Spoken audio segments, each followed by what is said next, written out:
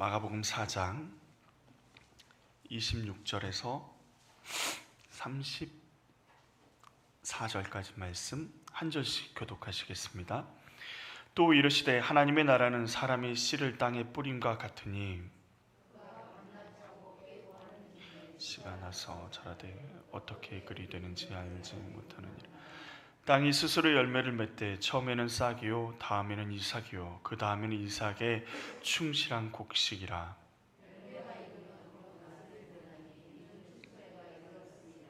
또 이르시되 우리가 하나님 나라를 어떻게 비교하며 또 무슨 비유로 나타낼까?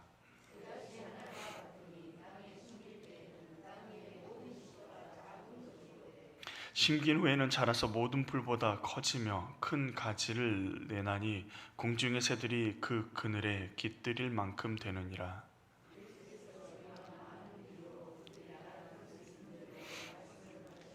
같이 보시겠습니다. 비유가 아니면 말씀하지 아니하시고 다만 혼자 계실 때에 그 제자들에게 모든 것을 해석하시더라. 아멘. 우리 옆 사람 보고 인사하겠습니다. 주님의 이름으로 사랑합니다.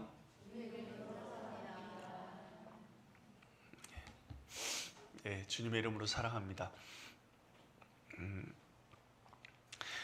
예수님께서는 하나님의 나라에 대해서 계속해서 가르치십니다. 하나님의 나라는 어떤 것인지에 대해서 계속해서 가르치시는데, 성경을 보면 하나님의 나라에 대해서 얘기했죠. 제가 몇 번 계속 말씀드리지만 중요한 개념이니까 꼭 아셔야 될 게, 하나님의 나라는 어떤 장소의 개념이 더 이상 아닙니다. 예전에 구약에서는 하나님의 나라는 가나안 땅, 성전이 예루살렘 이렇게 생각할 수도 있었지만, 지금 이 시대의 하나님의 나라는요, 하나님의 주권이, 하나님이 통치하시는 곳이 하나님의 나라입니다. 그러니까 무슨 말이냐면, 우리가 하나님의 통치를 받고 있으면 지금 이미 우리는 하나님 나라에 있는 거죠. 그 말은 무슨 말이냐면, 예수 그리스도를 구주로 영접한 모든 사람은 하나님의 통치를 받는 사람들이죠. 그러니 우리 한 사람 한 사람이 하나님의 나라가 되는 것입니다. 지금 이 세상은 하나님의 나라와 세상의 나라가 공존해서 살아가는 세상이죠. 그래서 갈등도 있을 수 있고요, 어려움도 있을 수 있습니다. 완전한 하나님의 나라는 언제 오느냐? 주님이 다시 오실 그때에 완벽하게 완전히 이 땅 가운데 임하실 줄로 믿습니다. 예수님께서 하나님의 나라에 대해서 오늘 말씀의 두 가지 씨에 대한 비유로 말씀하십니다. 오늘 말씀의 두 비유는 하나님의 나라의 본질과 하나님의 나라의 성장에 대해서 말씀하고 계십니다. 오늘 씨 뿌리는 비유, 처음 우리가 보는 자라나는 씨의 비유는 하나님의 나라의 본질이 무엇인가에 대해서 예수님께서 말씀하고 계십니다. 이 말씀은, 첫 번째 비유는 하나님의 나라는 하나님의 주권 아래 이루어진다라는 것입니다. 하나님의 주권 아래 이루어진다. 하나님의 나라가 하나님의 주권 아래 이루어진다라는 의미는, 하나님의 나라는 사람에게 어떠한 영향력도 받지 않는다라는 것입니다. 27절 말씀을 우리 한번 같이 읽어볼까요? 다시 한번 27절입니다. 시작. 씨가 자라 어떻게 그리 되었는지 알지 못하니라. 아멘. 예수님을 통해서 하나님의 나라가 이 땅에 임했습니다. 그리고 우리는 그 나라가 어떻게 자라고 있는지, 어떻게 이 땅 가운데 영향력을 펼쳐가는지, 어떤 경로로 하는지 짐작은 하지만 잘 알지 못합니다. 오히려 우리가 아무런 영향력을 끼치지 못하는 것처럼 보입니다. 오늘 그런데 씨 뿌리는 비유에 대해서 우리가 볼 때 농부의 역할에 대해서 너무 무시하는 경향이 있는 것 같아요. 농부가 씨앗을 땅에 뿌리고 김도 열심히 메고 열심히 일하지 않으면 씨앗이 열매를 맺긴 맺지만 잘 맺기가 힘들죠. 좋은 열매를 맺기가 힘듭니다. 그런데 그것을 예수님이 이야기하려고 하시는 것이 아니라, 지금 예수님의 씨 뿌리는 비유의 초점은 하나님께서 자라게 하신다라는 것에 있습니다. 비유를 통해서 강조하시는 것은 사람이 하나님 나라의 성장을, 하나님의 나라가 성장하고 자라는 것, 그리고 열매 맺는 것에 어떤 영향력도 사람들이 끼칠 수가 없다라는 것이죠. 가끔 이런 생각이 들지 않습니까? 저는 어렸을 때 그런 기도도 막 감히 했었는데, 하나님, 제가 죽으면 하나님 손해지 않습니까? 하나님, 제가 죽지 않으려면 하나님 제 기도를 들어주셔야 됩니다. 제가 죽으면 하나님 저 같은 인재를 하나님 또 어디서 찾으려면 또 시간도 걸리고 힘드시지 않겠습니까? 저를 죽이시든지 아니면 하나님 도와주시든지 이렇게 기도한 적이 있습니다. 지금 생각하면 가슴이 서늘한 기도인데요, 그때 안 죽은 게 천만다행히 하나님의 은혜이죠. 우리는 가끔 우리가 복음을 전하지 않으면요, 하나님의 나라가 연기될 것처럼 생각이 될 때가 있습니다. 우리가 문제를 일으키면 하나님의 나라에도 문제가 생길 것처럼 보입니다. 세상에 많은 기독교인들이 문제를 엄청나게 많이 일으키고 있습니다. 그들이 구원받았는지 구원 안 받았는지는 하나님만이 아시겠지만, 그런데 그들을 통해서 하나님의 영광이 가려진다고 우리가 많이 고민하지만, 맞습니다. 하나님의 영광이 가려지지만 하나님의 나라에는 아무런 지장이 없다라는 것입니다. 우리가 찬양을 하지 않아도요, 우리가 하나님 앞에 예배를 드리지 않아도, 우리가 많은 문제를 일으키고 다녀서 사람들에게 하나님의 영광을 가려도요, 하나님은요 돌들로도 찬양하게 하십니다. 우리의 잘못된 문제를 가지고도요 하나님의 복음이 전파되게 만드시는 분이 하나님이십니다. 하나님은 어떻게든 하나님의 뜻과 계획을 이루어 가십니다. 우리가 하나님의 나라를 빨리 오게 할 수 있는 것도 아니고 더디 오게 할 수 있는 것도 아닙니다. 하나님의 뜻과 계획에 따라 하나님의 나라는 차근차근 이루어져 가고 있습니다. 하나님의 나라의 본질은 하나님에게 영향을 받고 하나님의 뜻이 이루어지는 나라가 하나님의 나라입니다. 우리는 하나님의 나라의 백성으로 하나님의 나라에 참여하는, 동참하는 사람일 뿐인 것이죠. 하나님의 나라의 백성으로 우리가 해야 될 것은 하나님의 그 크신 계획, 이루어지고 있는 그 크신 역사의 흐름 앞에 우리의 주권을, 우리의 생각을, 우리의 모든 것들을 다 내려놓고 하나님의 그 계획 앞에 아멘, 주님 뜻대로 하십시오 라고 고백하는 것이 우리가 할 수 있는 전부입니다. 그런데 그렇게 고백하고 나아갈 때 우리를 통해서 하나님의 나라가 조금씩 더 확장되어져 가는 놀라운 기쁨을 누릴 수 있다라는 것이죠. 또 하나님의 나라는 하나님의 주권 아래 이루어진다라는 의미는 하나님의 시간과 계획에 따라 질서 있게 이루어진다라는 것입니다. 28절을 보시면 땅이 스스로 열매를 맺되 처음에는 싹이요, 다음에는 이삭이요, 다음에는 이삭에 충실한 곡식이라. 우리는 어떻게, 신기하지 않으신가요? 씨앗을 하나 심었을 뿐인데 그 씨앗에 싹이 나고요, 싹이 날 뿐만 아니라 어떻게 해요? 이삭이 나고요, 이삭이 날 뿐만 아니라 충실하게 익어가면서 곡식을 만들어낸다라는 것이죠. 하나님의 나라는 어떻게 이루어지는지 우리는 도저히 알 수가 없는 것처럼 보입니다. 우리 머리로 상식적으로 이해가 되지 않습니다. 그러지 않으신가요?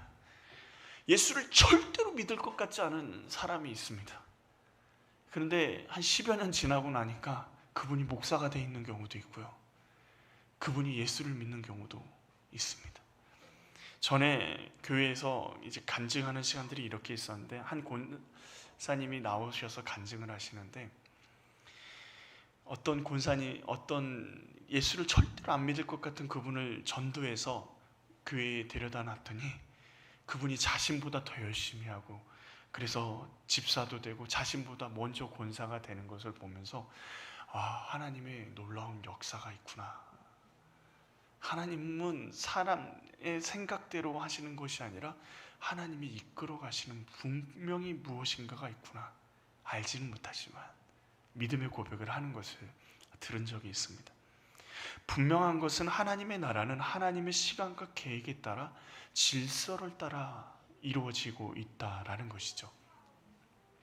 모든 것이 안 될 것처럼 보이는 작은 시약과 같은 상황들도 하나님은 계획을 가지고 일을 하고 계십니다.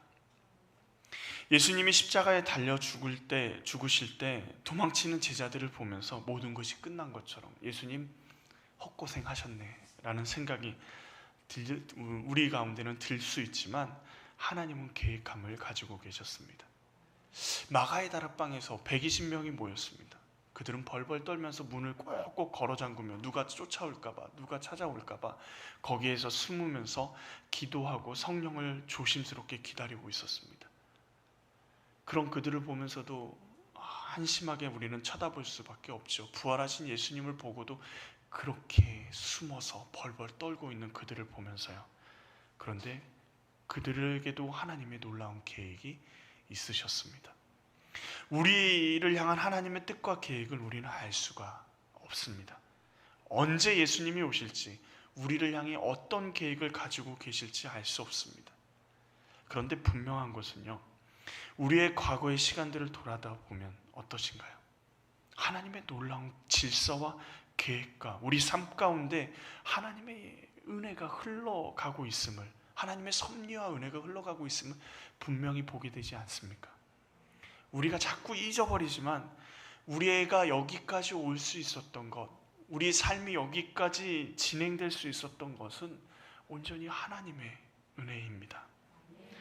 이렇게 얘기하면 우리는 아무것도 없어, 알 수 없고 하나님의 뜻과 계획대로만 된다 그러면 이렇게 생각하시는 분도 계실 겁니다. 운명론적으로 우리는 아무리 노력해도 소용없어, 하나님의 뜻대로 되니 우리는 아무것도 하지 말자라고 생각하며 살아가는 사람들도 세상에 이렇게 얘기하면 많은 사람들이 그렇게 생각할 수도 있죠. 그런데요, 하나님은 우리의 열심과 헌신과 순종을 통해서 하나님의 역사를 이루어 가십니다. 하나님께 순종하는 사람들을 사용하셔서 하나님의 역사를 이루신 것처럼 우리의 순종을 통해서도 하나님의 역사는 이루어져 가고 있습니다. 그러나 우리가 순종하지 않으면 우리를 통해서 하나님의 역사하심은 일어나지 않습니다. 하나님과 상관없는 삶을 살아가게 되는 것이죠. 하나님의 시간과 계획에 내가 순종함으로 함께 할 때 하나님은 우리를 사용하셔서 하나님의 놀라운 역사들을 이루어 가시는 겁니다. 또 하나님의 나라는 하나님의 주권 아래에 이루어진다라는 의미는 하나님의 나라의 추수에 참여는 하나님의 전적인 은혜라는 의미인 것입니다. 하나님이 주권적으로 역사해서 열매를 맺게 하셨습니다. 그런데 그 열매를 맺게 하시고 추수의 기쁨을 누구와 나누십니까? 우리와 나누겠다 말씀하시는 겁니다. 29절에 열매가 익으면 곧 낫을 대나니 이는 추수 때가 이르렀습니다. 하나님의 나라는 하나님의 주권 아래 있다라는 것을 믿음으로 받아들이면요, 확실하게 보이는 것은 추수할 때가 분명히 있다라는 것입니다. 열매는 반드시 맺힌다라는 것이죠. 이것이 열매를 맺겠어? 라고 생각하는 그 모든 순간, 모든 상황 가운데 하나님은 열매를 맺을 수 있도록 준비하시고 우리로 추수의 기쁨을 함께 누릴 수 있게 하시겠다라는 것입니다. 하나님께 순종하며 살아가는 삶이 헛된 것처럼 생각되어지고 아무 의미 없는 것처럼 생각되어질 때 분명한 것은 하나님께서 열매를 맺게 하시고 거두게 하신다라는 것입니다. 우리가 주도하고 우리가 계획하고 따라갔다면 그 열매를 볼 수 없습니다. 그러나 하나님의 나라는 하나님이 주도하고 하나님이 계획하시고 하나님이 이루어 가시기에 열매를 분명히 볼 수 있는 것이죠. 우리가 하나님 편에 서 있다면 말입니다. 하나님께서 준비하신 열매를 통해서 우리는 무엇을 그래서 경험하게 되죠? 하나님의 은혜와 사랑을 경험하게 됩니다. 우리가 아무것도 한 게 없는데 우리 앞에 열매가 떡하니 있는 거예요. 하나님께서 나와 함께 추수하자 우리를 초청하시는 것이죠. 우리가 알지도 못하고 깨닫지 못하는 그 순간에 하나님은 일하시면서 우리가 자고 있고, 우리가 외로움에 몸부림치고 있고, 우리가 때로는 방황하고 할 때 하나님 그 순간에도 일하시면서 준비하고 계셨습니다. 무엇을 위해서요? 우리와 함께 추수할 때를 위해서 말입니다. 우리 손에 들려지는 열매, 곡식들이 우리의 노력이나 힘의 결과가 아님을 알기에 우리는 하나님의 은혜를 더 깊이 깨달아 알 수 있게 되는 것입니다. 아까 전에도 말씀드렸지만 한번 삶을 돌아보십시오. 그리고 지금 우리가 거둬들인 열매들을 보십시오. 여기가 하나님의 은혜였던 거죠. 그런데 하나님이 분명히 약속하십니다. 지금 너가 거두었다고 생각하는 그 열매는 아무것도 아니란다. 너 아무것도 아니란다. 더 엄청난 것들을 내가 준비하고 있단다. 나와 함께 하자라고 말씀하시는 것이죠. 은혜를 깨달으면 우리를 이끌어 가실 하나님을 기대할 수 있습니다. 놀랍게도요, 하나님께서 준비하신 모든 것을 우리에게 기꺼이 맡겨 주신다라는 거죠. 도대체 뭘 믿고 우리에게 맡기실까요? 우리가 믿을 만한 게 있습니까? 하나도 없습니다. 하나님은 도대체 뭘 믿고 우리에게 추수를 맡기고 우리에게 이 복음사랑교회를 맡기시는 걸까요? 주님의 몸된 교회를 맡기시는 걸까요? 예수님께서 십자가의 사랑을 아무 대가 없이 우리에게 주셨습니다. 우리가 대가를 지불할 능력도 없지만 그 무엇도 따지지도 않고 계산하지도 않고 우리를 사랑하셔서 우리에게 주셨습니다. 그리고 우리로 하여금 하나님의 나라의 일꾼으로 세우셨습니다. 우리를 믿는 게 아니고 놀랍게도요, 우리가 고백하는 예수 그리스도의 그 사랑을, 우리 안에 있는 예수님의 그 사랑을 하나님은 믿으시는 겁니다. 하나님의 나라의 본질은 모든 것이 하나님께 있다라는 것, 하나님의 주권 아래에 있다라는 것, 하나님이 이루어 가신다라는 것, 그것을 아는 것에 있습니다. 그렇다면 우리 안에 이루어지는 것도 누가 이루어 가십니까? 하나님이 이루어 가십니다. 우리에게는 아무 영향력이 없고 능력도 없다라고 얘기하지만 하나님은 태초로부터 이미 우리를 향한 계획을 가지고 계셨습니다. 그리고 그 나라에 우리를 기꺼이 초대하시고 우리를 하여금 열매를 거두어 하나님의 기쁨에 함께 참여할 수 있도록 하셨습니다. 씨가 뿌려지지만 그 씨가 자라게 하시는 분, 그리고 열매 맺게 하시는 분은 하나님이십니다. 우리는 이 땅 가운데 뿌려졌지만 우리를 다스리시는 분, 우리와 함께 하시는 분, 우리를 절대 놓지 않겠다고 하시는 분이 누구십니까? 하나님이십니다. 믿으십시오. 우리의 삶을 통해서 하나님이 열매를 거두게 하실 것입니다. 두 번째 비유인 겨자씨 비유는 우리가 너무도 잘 알고 있는 비유입니다. 이 비유는 하나님 나라의 성장의 비밀을 우리에게 말씀하고 계십니다. 하나님의 나라는 생명력이 있습니다. 생명이 있으면 성장합니다. 생명이 있으면 성장합니다. 건강한 생명이 있을수록 더 건강하게 자라가죠. 하나님 나라가 생명력이라는 것은, 자, 겨자씨가 뿌려졌습니다. 겨자씨의 크기가 얼마나죠? 가장 작은 씨라고 얘기합니다. 이 당시에 사람들이 생각하기에 가장 작은 씨는 겨자씨였습니다. 그런데 겨자씨보다 훨씬 작은 씨가 있대요. 그런데 이 당시에 생각하기에 가장 작은 씨는 겨자씨인데 그 안에 무엇을 품고 있다고요? 생명을 품고 있다라는 것입니다. 우리가 씨가 크냐 작으냐가 중요한 게 아닙니다. 뭐예요? 생명을 품고 있느냐 품지 못하느냐가 중요한 것이죠. 그 생명을 품고 있느냐, 근데 그 생명도요, 어떤 생명을 품고 있느냐가 굉장히 중요해요. 자, 사과 농사를 짓기 위해서는 무엇을 심어야 되죠? 사과씨를 심어야 됩니다. 그런데 호박씨가 크고 좋아 보여서 사과 농사를 짓겠다고 하시는 분이 호박씨를 심으면 사과 농장이 무슨 농장이 됩니까? 호박 농장이 됩니다. 씨앗의 크기와 상태보다 더 중요한 것은요, 이 씨앗이 어떤 씨앗이냐가 더 중요합니다. 우리가 품고 있는 씨앗이 어떤 씨앗이냐가 중요해요. 하나님의 나라의 씨가 되어야 된다는 것이죠. 그런데 그 씨가 어떻다고 합니까? 사람들이 보기에는 가장 작은 겨자씨 같이 하찮아 보인다라고 얘기합니다. 어떤 힘도 없을 것처럼 보이고 씹어도 아무런 가치도 의미도 없을 것처럼 보이는 씨앗이다라는 것이죠. 예수를 믿지 않는 사람들은 생각합니다. 도대체 예수를 왜 믿는지 모르겠어. 시간 버리지, 돈 버리지, 감정도 소비하지. 보기 싫은 사람도 교회 가서 억지로 보고 그러죠. 우리 교회는 그런 분이 없으신 것 같긴 한데, 그렇죠. 보기 싫은 사람도 맨날 교회에서 어떤 분 되게 내 마음을 힘들게 한다 얘기하면서도 매일 교회를 가는 게 되게 신기한 것처럼 생각하죠. 차라리 교회를 안 나가면 막 속 시원할 건데 뭐하러 그러느냐. 그런데요, 정말 그들이 보기에 아무 쓰잘데기 없는 것 같은 그 일들이 우리는 뭐라고 부르냐면 거룩한 낭비라고 이야기해요. 그 일들이 의미가 있는 거예요.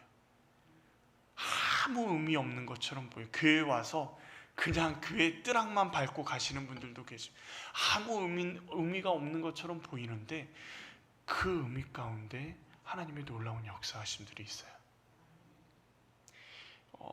전에 교회에서 남자 집사님이 있는데 그 남자 집사님은 열심히 교회를 다니시긴 하지만 그 삶의 전적을 보니까 어떤 분이셨냐면 운전기사셨습니다. 직업이 운전기사가 아니라 아내를 주일마다 교회 앞마당까지 주차장까지 태워다 주시는 운전기사셨어요. 태워다 주다가 이제 밖에서 예배 끝날 때까지 기다린 거죠. 그런데 어느 날 친구가 한 명 교회 안으로 들어가는 걸 보고 그 친구 따라서 교회 노비까지 들어오신 겁니다. 노비에서 이제 기다리게 되죠. 여름엔 좀 덥고 하니까 에어컨 나오는 그곳에 기다리다가 어떻게 됐어요? 노비에서 큰 교회에서는 뭐가 흘러나오죠? 목사님 설교가 흘러나오죠. 그런데 그 목사님 설교가 어느 날 자신의 뇌리에 귀에 꼽히는 거죠. 아무 낭비인 것처럼 생각되는데 아내가 좋다니까 그냥 가정의 평화를 위해서 했는데 주님의 복음의 씨앗이 그 마음에 심겨지니까 놀라운 생명의 역사들이 일어나게 되는 것이죠. 노예를 해방시키고 남녀가 평등해지고 자유와 평화가 선포되어지는 일들이 예수 그리스도의 복음이 선포되어지는 지역에서 일어난다는 사실 아십니까? 공산국가에서 왜 기독교를 박해할까요? 그 안에 생명이 있기 때문에 그렇습니다. 자유케 하는 힘이 있기 때문에 그렇죠. 하나님의 나라는 사람들이 보기에 정말 하찮은 것처럼 보이지만 세상이 감당할 수 없는 크기로 성장합니다. 한번 생각해 보시죠. 작은 나사렛이라는 동네에 태어난 예수님은 한없이 초라하고 연약해 보였습니다. 실제로 그 몸이 찢겨서 죽으셨습니다. 그런데 예수님을 통해서 이 땅에 온 복음이 온 세상을 사랑으로 뒤덮어 버렸습니다. 우리가 품은 하나님의 나라가 바로 예수님의 말씀하시는 그 복음으로 이루어진 하나님의 나라입니다. 아무리 작은 어린아이여도 예수 그리스도를 구주로 영접하고 품고 있다면 하나님의 나라를 품는 사람입니다. 사람의 겉모양이 아니라요, 그가 품은 나라가 하나님의 나라느냐, 하나님의 나라를 품고 있다면 이 온 우주를 덮을 만한 생명력이 그 안에 있는 것입니다. 우리가 얼마나 대단한 사람인지 아시겠습니까? 우리가 대단한 게 아니라 우리가 예수를 구주로 영접하는 순간 우리의 가치는요, 말로 다 할 수 없습니다. 세상 사람들이 우리를 평가할 수 없습니다. 우리의 생명력이요, 우리 안에 있는 예수 그리스도의 복음이요, 이 세상을 뒤덮을 만한 힘과 능력이 있습니다. 그런데 생명력이 있는 씨앗이어도, 하나님의 나라의 씨앗이어도 땅에 심겨져야 한다라는 사실이죠. 씨앗이 있는 그대로 있으면 어떻게 됩니까? 아무 역사도 일어나지 않습니다. 요한복음 12장 24절에 한 알이 미리 땅에 떨어져 죽지 아니하면 한 알 그대로 있고 죽으면 많은 열매를 맺느니라. 하나님의 씨앗이요, 겨자씨만 해도 아무리 조금해도 그 씨앗이 심겨져서 죽고 썩어서 자신을 내어드리면 열매를 맺습니다. 그러나 심겨지지 않고 한 알 그대로 있으면 그냥 겨자씨 한 알일 뿐인 것이죠. 우리는 하나님의 나라의 복음을 심어야 합니다. 우리에게 있는 생명의 복음이 있는데 그것을 그냥 우리가 쥐고 하나님 있으면 어떤 역사도 일어나지 못합니다. 우리의 손길을 통해서 복음이 심겨질 때 하나님의 놀라운 역사를 보게 되는 것이죠. 때로는 우리 자신을 바라보면서요, 능력도 없고 힘도 없고 우리에게 무슨 선한 것이 있냐 라는 생각이 들기도 합니다. 그러지 않으신가요? 우리 배우자를 보면서도 말씀을 교회는 나오지만 말씀은 듣지만 말씀대로 살아가지 않은 모습을 보면서 무슨 선한 것이 있냐 이런 생각이 들 때도 있습니다. 우리의 자녀들도 그렇죠. 그런데요, 하나님의 말씀이 누가 심었느냐가 중요하지 않습니다. 누가 어떻게 심었느냐가 중요하잖아요. 좋은 밭에 심겨지기만 하면 풀보다 크게 자라 새들도 와서 깃들게 되는 것이죠. 어린아이가 심었다고 그 씨앗이 조금 덜 자라고요, 농부가 심었다고 씨앗이 잘 자라는 것이 아닙니다. 심겨지면 그 씨앗에 있는 생명력이 하나님이 일하셔서 자라게 하신다라는 것이죠. 누구 손에서든지 어떤 상황에서든지 심겨지면 비록 지금은 작아 보여도 크게 하나님이 자라게 하신다라는 것입니다. 하나님의 나라의 비밀은 씨앗의 크고 작음의 역할에 있지 않습니다. 우리가 심은 작은 씨앗, 복음의 씨앗을 통해서 하나님은 분명히 열매를 맺게 하십니다. 우리가 전한 복음이 별것 아닌 것처럼 생각되어지십니까? 전도지 한 장인 것처럼 생각되어지시나요? 말 한마디인 것처럼 생각되어지십니까? 상대방이 한쪽 귀로 듣고 한쪽 귀로 흘리는 이야기라고 생각되어지십니까? 그러나 하나님의 나라의 복음의 씨앗은요, 때로는 돌짝밭에, 가시덩굴 밭에 떨어져서 사라져버릴 수 있을지 모르지만 우리가 포기할 수 없는 이유는 그 단 한 알의 씨앗이 옥토에 뿌려지면 그 씨앗으로 맺어지는 열매는 우리가 절대 포기할 수 없을 만큼 크다라는 것입니다. 그리고 그 역사는 오늘도 세계 곳곳에서 일어나고 있는 것이죠. 우리의 자녀들에게 예를 들면 이런 거죠. 우리 귀를 한 귀로 듣고 한 귀로 흘려버립니다. 요즘 애들은 정말 지독하게 말을 안 듣죠. 이렇게 얘기하면 안 되는데 말을 안 듣는 것처럼 보여집니다. 그런데 놀라운 건 뭔지 아십니까? 그 애들에게 이야기하고 있잖아요. 딴짓을 하고 있어도 그 애들은 다 듣고 있어요. 그 애들이 안 듣는 것처럼 보이고 그리고 실제로 안 듣기도 합니다. 그런데 우리가 포기하지 말아야 될 이유가 뭔지 아십니까? 우리가 10,000번, 10만 번, 100만 번 얘기해서 단 한마디의 말이 그 아이의 인생을 변화시킬 수 있다면 우리는 결코 포기할 수 없는 것입니다. 어떤 권사님이 손자와 손녀를 돌보시게 됐답니다. 그런데 자기 자녀들을 믿음으로 키우지 못한 것이 척추의 한이 돼서 손자, 손녀는 꼭 일부러 내가 키워주겠다 하고 학교를 자기 집 근처로 이렇게 보냈습니다. 이제 초등학교 막 들어가면 유치원 때보다 더 많이 힘들잖아요.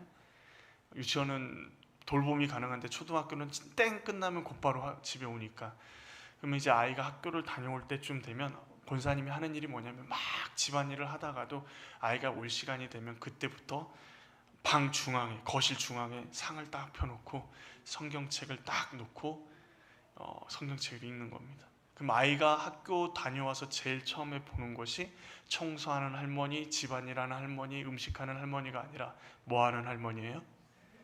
성경책 보는 할머니. 처음에는 할머니 뭐해? 하나님 말씀 읽지 하면서 그 모습을 계속 보여주는 거죠. 그리고 기도하는 기도의 시간을 정해서 아이가 무슨 일을 해도 어떤 이야기를 해도 자신을 찾아라도 그 시간은 기도하는 할머니를 보여주는 것이죠. 그게 쌓이고 쌓이니까 어떻게 해요? 우리 할머니는 말씀을 보고 기도하는, 근데 그게 어떻게 돼요? 삶으로 그렇게 되니까 아이에게 전수가 되는 거죠. 우리가 우리 아이들에게 별것 아닌 것처럼 생각되어지지만 우리가 전하는 이 복음의 씨앗이 겨자씨 만한 것처럼 아무것도 아닌 것처럼 보이지만요, 어떻게 해요? 하나님의 놀라운 역사는 분명히 우리 자녀들에게 심겨져 있습니다.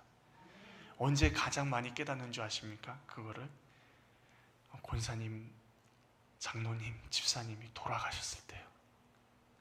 이렇게 얘기하면 좀 그렇지만 신앙생활 내내 안 하시다가 장례식장에서 목사를 만납니다. 생판 처음 봤죠. 권사님이 항상 우리 아이들이 예수를 잘 믿었으면 좋겠는데 제가 잘못 키워서 걱정이라고 맨날 예수님을 전한다라고 이야기를 하지만 들어먹질 않는다고 얘기를 하는데, 그분이 장례식장에서 펑펑 울면서 그 얘기를 하시는 거예요. 어머니 말씀을 한마디 한마디, 어머니가 전했던 예수 그리스도를 얘기하시는 거예요.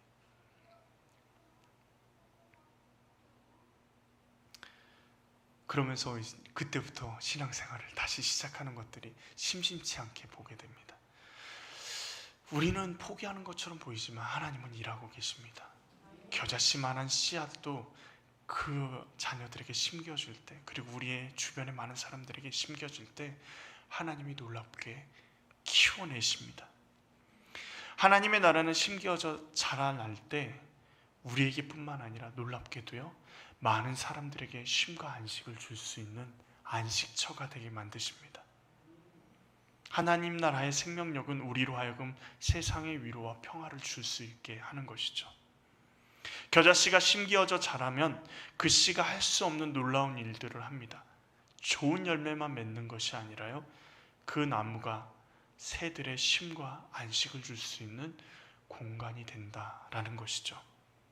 공중의 새들을 이방인들을 가리킨다라고 이야기도 하기도 합니다. 아무것도 아닌 것처럼 힘없는 유대인인 목수이신 예수님이 오늘날 우리의 안식처가 되신 것처럼 우리 또한, 예수님의 제자인 우리 또한 하나님의 나라를 소유한 우리, 겨자씨를 키워내고 있는 우리 안에 키워지고 있는 우리를 통해서 많은 사람들이 안식을 누리게 될 줄로 믿습니다. 중요한 것은 우리의 부족함이 아닙니다. 하나님이 우리를 위로하셨던 하나님의 위로가 우리를 통해서 이 땅 가운데 흘러가게 하실 것이라는 사실입니다. 많은 사람들이 위로를 받길 원합니다. 인정받기도 원하고 사랑받기도 원합니다. 그런데 세상에서 그 어디에서도 위로나 인정이나 사랑을 받을 수 없습니다.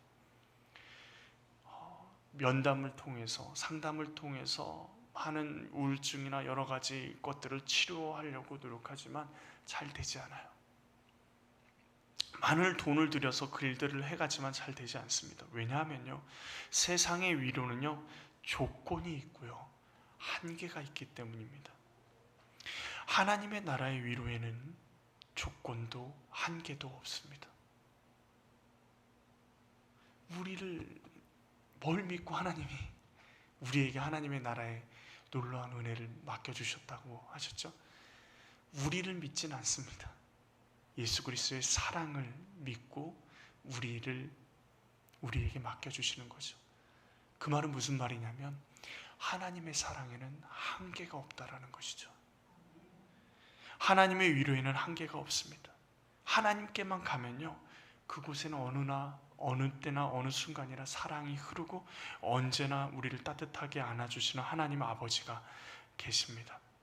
아무것도 아닌 겨자씨 한 알이 커서 커다란 풀이 돼서 어떻게 됩니까? 공중의 새들이 지친 날개를 쉬고 삶을 위해서 날았던 그 하늘에서 잠시 쉼을 위해서 충전을 할 수 있는 쉼의 공간을 내어줄 수 있습니다. 하나님의 나라는 어떻습니까? 사람들이 나를 무시하고 너가 능력이 없다고 할지라도 나를 만나는 사람이 예수 그리스도의 위로함을 경험하게 만들 수 있습니다. 나를 만나는 사람이 예수님의 사랑을 경험하게 할 수 있습니다. 내 안에 평안함, 내 안에 위로함, 내 안에 주님의 사랑이 있다면 그 사랑은 우리의 삶을 통해서 흘러갈 수밖에 없습니다. 하나님의 나라는 하나님 주권 아래 있습니다. 우리의 뜻과 계획 이루어질 것 같지만 때로는 이루어지죠. 하나님이 우리의 기도를 응답하시는 것처럼 보입니다. 그러나 그것도 하나님의 계획 아래 있을 때 가능한 일입니다. 잠언 16장 9절에 사람이 자기 길을 계획할지라도 그의 걸음을 인도하시는 이는 여호와시니라. 우리가 아무리 계획해도 우리의 길을 인도하시는 분은 하나님이십니다. 하나님은 우리를 초청하셔서 하나님의 나라를 누리게 하시며 함께 하기를 원하십니다. 또 우리 안에 있는 하나님의 나라의 생명력은 상상을 초월하는 힘이 있습니다. 놀랍게도 겁쟁이였던 기드온의 300용사라고 하지 않습니까? 조그만 어린아이였던 다윗을 골리앗을 물리치게 하셨습니다. 작고 초라한 것에서부터 하나님의 구원의 역사는 시작됩니다. 세상 사람들이 주목하지 않는 그 상황에서부터 하나님의 역사는 이루어집니다. 예수님이요, 이 땅에 오셨습니다. 그런데 무엇으로 오셨죠? 갓난아기로 오셨네요. 그러면 어떻게 해야 되죠? 우주 만물을 만드실 때 하나님과 함께 계셨던 예수님이 갓난아기로 이 땅에 오셨습니다. 갓난아기로 오셨다는 말은 사람의 도움이 없이는 살 수가 없다는 얘기죠. 배고프면 어떻게 하셔야 돼요? 예수님도 우셔야 되죠. 이제 오줌 싸면 어떻게 해야 돼요? 울어야 돼요. 어머니를 통해서 공급받아야 되고 아버지를 통해서 보호받아야지만 살 수 있는 인생으로 이 땅에 오셨습니다.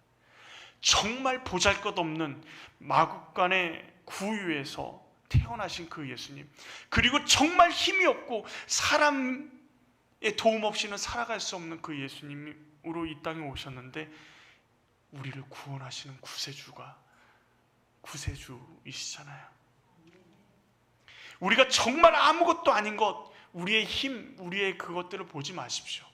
우리 안에 주님의 복음의 씨앗의 생명력이 살아 역동력, 우리를 우리의 삶을 굽이굽이 휘젓고 다니고 있음을, 그래서 우리 안에 죽어져가는, 썩어져가는 그 우리의 마음밭을 주님의 생명력으로 다시 한번 채워가시는 것을 경험하시기를 원합니다.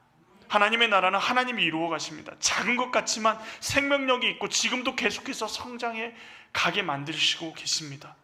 많은 사람을 하나님의 나라의 백성으로 초대하고 계십니다. 우리가 그 나라의 백성입니다. 하나님 나라의 백성답게 우리의 삶의 자리에서 예수님을 의지하시며 일어나기를 원합니다. 하나님의 나라의 본질 무엇입니까? 하나님이 이루신다. 하나님께 주권이 있다. 하나님이 열매 맺게 하신다. 하나님의 나라의 성장은 어떻게 하십니까? 우리 안에 심겨진 복음의 생명력이 우리를 성장하게 하신다. 결론은 무엇입니까? 우리가 하는 것이 아니라 우리 안에 함께 하시는, 우리가 믿고 바라는 하나님이 우리가 믿고 우리의 구세주로 받아들인 예수 그리스도의 그 복음의 씨앗을 통해, 생명력을 통해 우리를 자라게 하시는 것입니다. 옆 사람 한번 보시죠. 옆 사람을 통해서 하나님의 역사가 일어날 줄로 믿습니다. 우리 옆 사람 한 명에게 고백하겠습니다. 당신을 통해서 하나님의 나라가 이루어질 것입니다.